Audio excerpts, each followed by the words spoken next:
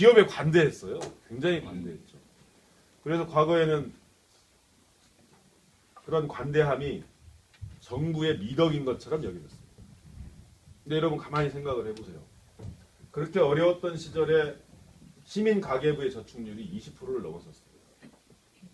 80년대 초반 1988년도에 각 시민들의 국민 저축률이 시민 저축률이 가계 저축률 각 가정의 가계 저축률이 1988년도에 24%였습니다. 그때 당시 기업 저축률은 11%, 10% 이 정도 됐어요. 2012년 말 현재 기업 저축률이 18%, 19%, 20%까지 올라갑니다. 가계 저축률은 몇 프로나 될까요? 5%. 5%가 안 됩니다. 3.4%였어요. 그 말은 무슨 말이냐면 저도 대출 받아서 아파트에 살고 있는데 아파트 대출금이 있잖아요. 돈을 벌어서 아파트 대출이자 갖고 나면 그 달 벌어서 그 달 쓰고 그러고 나면 다음 달에 직장을 잃으면 깝깝한 인생들이 돼버린 거예요. 아마 전주 시민의 대부분이 그래요. 현대자동차 회사가 이 정도 숫자의 직원을 채용할 목표를 가지고 이렇게 전주에 왔다. 뭐 MOU를 체결한다. 오지도 않았는데 MOU만 체결한다 그러면 신문에 대문짝만 하게 났을 겁니다. 그런 강박관념이 있어요. 강박증 같은 게 있어요. 대기업이 오고 첨단 산업이 오면 투자하고 행정력을 집중해주고 그렇지 않은 사업에 대해서는 그냥 원래 먹고 사는 거니까 하고 놔둬버립니다. 그러면 계속해서 기업 간 사업체 간 부익부 빈익비는 계속해서 벌어지는 거죠. 그래서 정부의 정책이 이제는 방향을 고개를 돌려야 된다고 하는 거예요. 이것만 바라봤던 거였죠.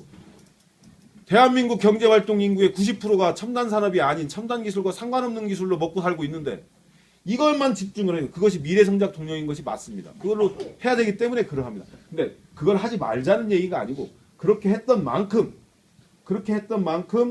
여기도 돌아봐야 된다고 하는 거죠. 이렇게 정책이 전환돼야 된다고 하는 거예요. 대형마트를 유통의 현대화라고 하는 이름으로 대형마트에 온갖 특혜를 줬던 것들의 폐해가 이제 드러나기 때문에 이 전통시장 상인과 골목상권들 로드샵들에게 관심을 기울이고 그 사람들에 대한 대책을 세워야 이제 세워나가는데 전통시장 여러분 남부시장 하나에 그 남부시장 현대화 시킨다고 이렇게 하고 중앙시장 가보셨죠? 하는데 돈이 얼마쯤 드는지 아십니까? 시에서 예산을 1년에 100억씩 쏟아부은 겁니다. 양쪽 시장, 모래내 시장 이런 데. 그래갖고 몇 년간 특별법 때문에 그렇게 해온 겁니다. 이 사회적 비용이 엄청나게 커진 거예요. 대형마트의 적정 수준을 유지하고 SSM의 적정 수준을 유지했으면 그렇게 돈을 투자하지 않아도 됐다는 거죠. 10분의 1만 투자했어도 되는 거예요. 근데 이 상태로 계속 놔두면 우리는 무엇을 또 해야 되냐면 국민의 세금을 걷어서 나중에 아마 이 실업수당으로 다 나가게 되고 기초생활수급비로 다 나가서 사회적 비용을 그만큼 더 키우게 될 겁니다. 그렇게 하기 전에 그 전에 정부는 이 일반 산업군에 있는 사람들에 대한 정책을 새로 수립하고 그 사람들의 경쟁력을 높일 수 있는 음식점 하나를 하더라도 경쟁력을 높이고 콜센터를 해서 이렇게 운영하는데도 경쟁력을 높여내고 그리고 여기 오거리에 공부거리 있잖아요. 그런 사람들이 더 잘 기술을 더 잘 이전받고 더 좋은 기술로 발전할 수 있도록 하는데 지원하고 이런 쪽으로도 관심을 기울여야 된다고 하는 거죠. 대형마트를 과거에는 이 어떤 지방자치단체는 대형마트를 유치하려고도 했었어요. 그런 거 하지 말고 이제 적정한 규제정책과 더불어서 이 로드샵들의 정책에 대해서도 지금 관심을 기울이고 지금이 쌉니다. 지금 정책을 수립하고 예산을 투입하는 것이 지금 하는 것이 싸지 5년 이 상태로 5년도 6년 뒤로 가면 더 큰 사회적 비용이 들어간다고 하는 거고 더 큰 시의 예산이 필요하다고 하는 거고 마찬가지로 지금까지는 대기업과 기업을 유치하고 이렇게 하는데 시 예산을 수립하고 정책을 수립했다고 하면 이제는 시민의 가계부를 돌보는데도 정책을 수립해야 된다고 하는 거예요. 우리나라 대한민국 평균의 가계 지출 중에 통신요금이 차지하는 비율이 몇 프로나 되냐면 6.3%쯤 됩니다.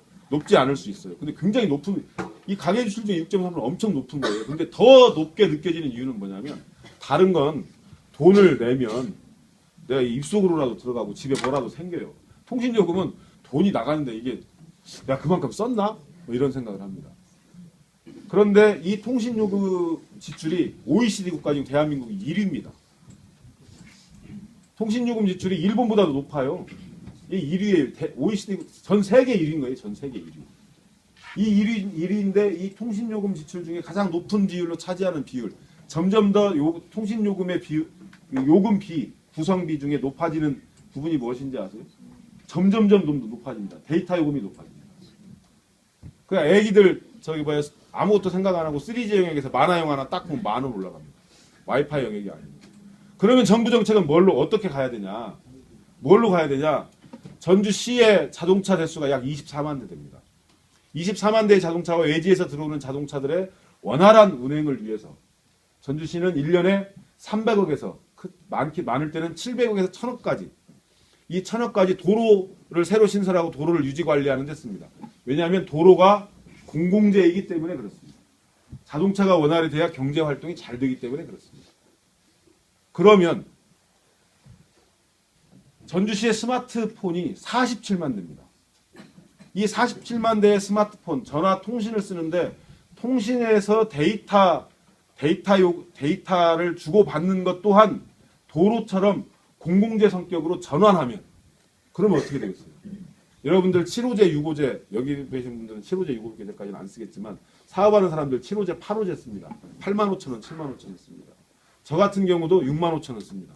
이거를 10,000원만 낮출 수 있는 방법이 있나 찾아보면 실내에서는 와이파이가 되는데 바깥에는 3G로 넘어갑니다. 바깥에도 이 도로에서도 전주시 전역에 와이파이가 되도록 만들면 스마트폰에 이 요금을 10,000원만 낮춰주면 한 달이면 47억입니다.